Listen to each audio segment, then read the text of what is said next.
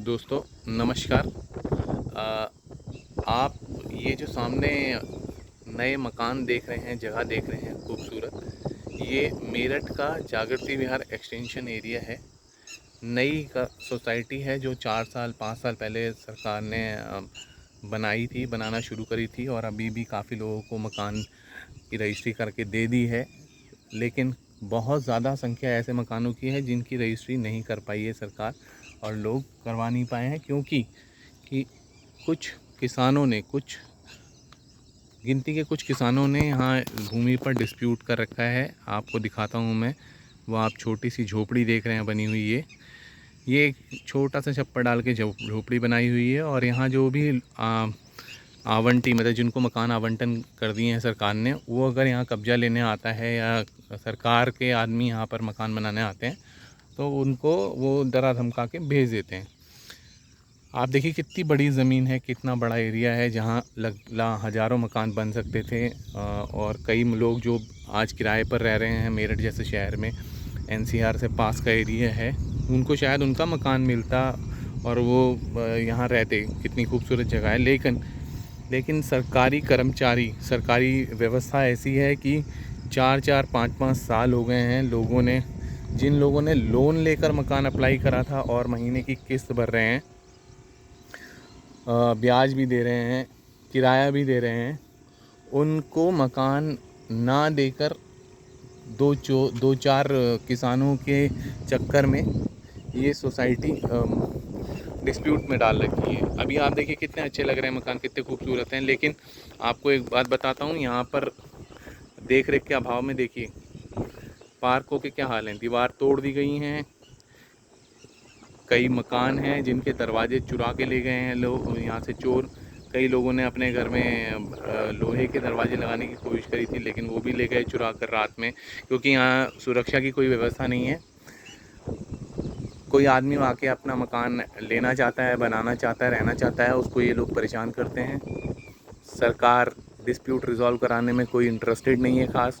जब भी लोग संगठन, यहाँ के लोग जो इकट्ठा होकर जाते हैं सरकारी ऑफिस ये आवास विकास में, तो उनको ये दिलासा दे दिया जाता है कि हाँ फाइल गई हुई है लखनऊ और जल्दी समाधान हो जाएगा। तो आप देखिए 5 साल हो गए समाधान को होते हुए, लेकिन एक आदमी, एक परिवार यहाँ आकर रह नहीं पाया है। ऊपर से ना लाइट है, ना बिजली है, ना बिजली है, ना पानी है, ना देखिए ना नाली है, झाड़ियाँ हो रही हैं बड़ी बड़ी। ऐसी व्यवस्था में कैसे रह पाएगा कोई यहाँ पर? आप खुद देखिए, अंधेरे में आप देखिए क्या हाल होता होगा यहाँ का। तो कम से कम सरकार को सोचना चाहिए कि यार आवास विकास तो अपने कर्मचारियों को लाखों करोड़ों रुपए दे देता है तनख्वाह के रूप में, पर ये जो लोग हैं जिन्होंने कहीं छोटी मोटी नौकरी करते हैं, कुछ करते हैं, प्राइवेट जॉब वाले होंगे, कुछ अपना कुछ काम करते होंगे, उनके लाखों रुपए यहाँ फंसा के क्या फ़ायदा हुआ सरकार को, और क्या फ़ायदा हो रहा है किसानों के संगठन को? कम से कम उनके ब्याज का ये तो सोचना चाहिए लोग, सरकार को, कि ब्याज का नुकसान कर रहे हैं।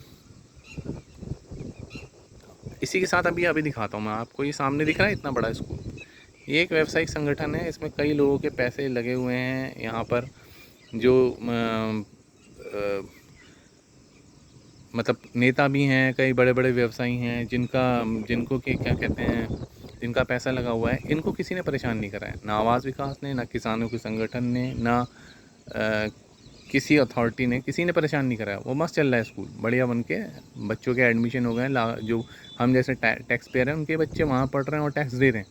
वो इधर भी टैक्स दे रहे हैं, इधर ईएमआई दे रहे हैं, उधर ब्याज दे रहे हैं, उनकी कोई सुनवाई नहीं है। लेकिन ये स्कूल मस्त चल रहा है। लेकिन जो मकान लीगली तरीके से अलॉट हुए थे, जिनका ये था कि ये यहाँ लोग रह पाएंगे, अपना मतलब जो बोलते हैं सपनों का घर सब बोल के यहाँ रह पाएंगे, उनको ये मकान अभी तक हैंड ओवर नहीं हुए।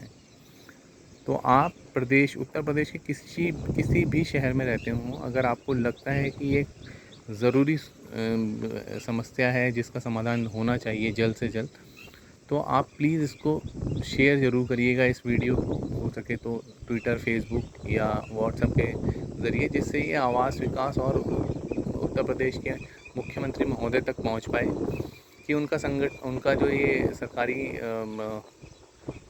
जो सरकारी संगठन है, सरकारी एक तरीके से सरकारी जो संस्था है वो कितने शिद्दत से काम कर रही है कि 4-4 5-5 साल लोगों को परेशानी में रखा जाता है। इसी के साथ मैं ये कहना चाहता हूँ कि इसके साथ एक चीज़ और जोड़ना चाहता हूँ। लोकल पेपर, कोई सामाजिक संस्था या कोई भी आदमी इसको नहीं हाईलाइट करता, कभी ये पेपरों में नहीं आता, किसी मीडिया में नहीं आता है कि ये एक ऐसी इतनी बड़ी जगह है जहाँ वृक्षारोपण भी कराया जा सकता है, यहाँ पर लोगों की समस्या का समाधान करा जा सकता है। इतनी ज़मीन सरकारी बेकार हो रही है, ये किसी पेपर में, किसी मीडिया में नहीं आता है। एक दो आदमी पेपर सोशल मीडिया में इसको भेज देते हैं या कहीं भेज देते हैं, तभी उजागर होता है, साल में कभी कभार। इसलिए आपसे मैं हेल्प मांग रहा हूँ कि आप लोग इसको ज़्यादा से ज़्यादा शेयर करिए, जिससे कि ये नज़रों में आए सरकार के, और जो ये लोग हैं जिन्होंने मेहनत का पैसा यहाँ लगाया, उनको ये मकान वापस मिल सके। धन्यवाद।